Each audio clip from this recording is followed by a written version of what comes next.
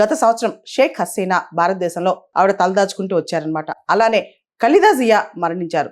ఈ టైంలో బంగ్లాదేశ్లో ఎన్నికలు జరిగాయి. ఓ పక్క అవామీ లీగ్ ఎన్నికల్లో పోటీ చేయకుండా అవామీ లీగ్ పైన అక్కడ ప్రభుత్వం బ్యాన్ విధించింది. మరో పక్క ఖలీదా జియా లాస్ట్ మంత్ గత నెలలో మరణించారు అనారోగ్య కారణాల వల్ల. ఆవిడ కొడుకు తారిక్ రెహమాన్ ఇప్పుడు బంగ్లాదేశ్లో పగ్గాలు చేపట్టబోతున్నారు. తారిక్ రెహమాన్ ఇప్పుడు Bangladesh Nationalist party acting chairman. 17 సంవత్సరాల నుంచి తారిక్ రెహమాన్ లండన్లోనే ఉన్నారు.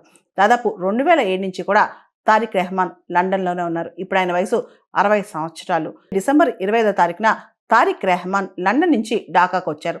అక్కడికి వచ్చి బంగ్లాదేశ్ ప్రజలను ఉద్దేశించి ఆయన మాట్లాడారు. నా దేశ ప్రజల కోసం నాకు ప్రత్యేకమైన ప్లాన్ ఉంది అంటూ మార్టిన్ లూథర్ కింగ్ కోట్ను కూడా చెప్పుకొచ్చారనమాట. నా దేశ ప్రజల కోసం, దేశం కోసం, దేశాభివృద్ధి కోసం, దేశం యొక్క స్థితిగతులు మార్చడం కోసం నా దగ్గర ఒక ప్లాన్ ఉంది.